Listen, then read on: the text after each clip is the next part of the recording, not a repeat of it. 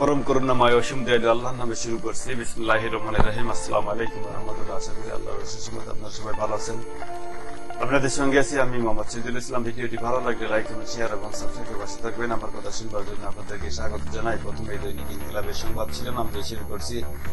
পেন্টাগনের বিশ্লেষণ, ইরানের পারমাণবিক কর্মসূচি ধ্বংস হয়নি। জাতীয় ঐক্যমত্য কমিশনে রাষ্ট্র মেরামত চলছে, সংস্কারের ধামাক্কা অফার।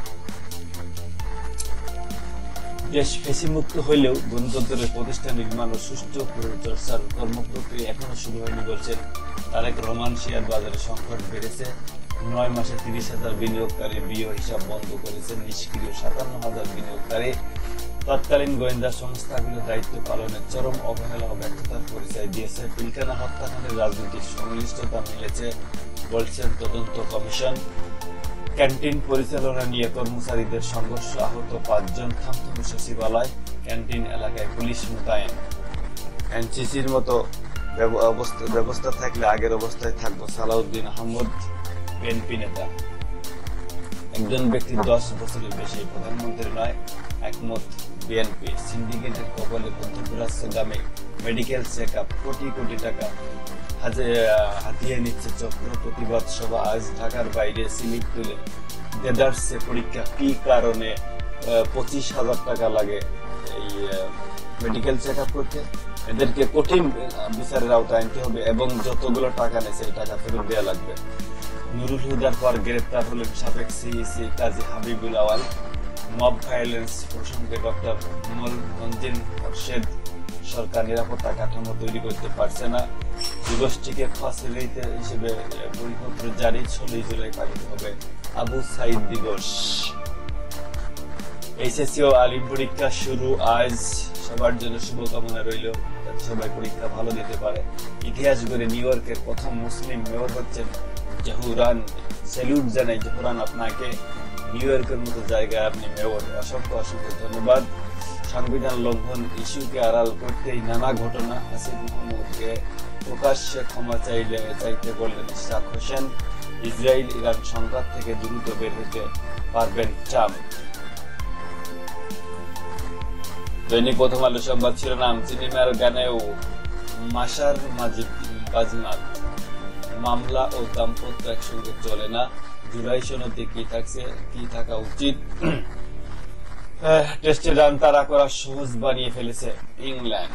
দেশে মাদকাসক্ত মাত্র 83 লক্ষ মানুষ। মাদকা বিরোধী আন্তর্জাতিক দিবস আজ। ডিএনসিসি সমীক্ষায় দেখা যাচ্ছে দেশের বিপুল সংখ্যক মানুষ মাদকাসক্ত।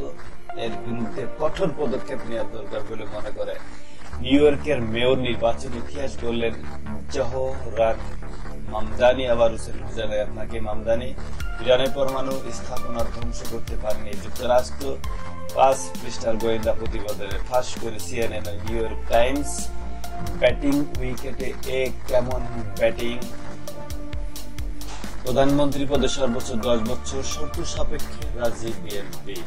মামলার আসামি এসআই কে গ্রেফতারের দাবি। খুলনায় পুলিশ সদর দপ্তর ঘেরাও, ফটকে তালা। রাজনৈতিক প্রভাবশালীদের দখলে জলবায়ু উদ্বাস্তুদের ফ্ল্যাট। ইত্তেফাকের সংবাদ শিরোনাম, সিইসির সঙ্গে বৈঠক। সংসদের আগে জাতীয় স্থানীয় নির্বাচন চায় জামায়াত। সংসদ নির্বাচনে আনুপাতিক প্রতিনিধিত্ব দাবি। ইরানের পরমাণু স্থাপনা ধ্বংস হয়নি, পেন্টাগন ভয়ানক ক্ষতি হয়েছে বলছেন তেহরান। মব জাস্টিস নামে হিংস্র উন্মোদনা চলছে বলছেন তারেক রহমান।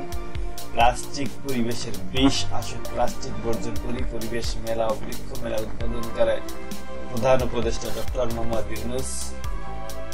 যুদ্ধবিরতিকে এখনো স্বীকৃতি দেয়নি খামেনি। দীর্ঘমেয়াদী ষড়যন্ত্রের ফল পিলখানা হত্যাকাণ্ড। রাজনৈতিক নেতাদের সংশ্লিষ্টতা তথ্য পেয়েছে কমিশন। চূড়ান্ত প্রতিবেদন দিতে 30 সেপ্টেম্বর পর্যন্ত সময় দাবি।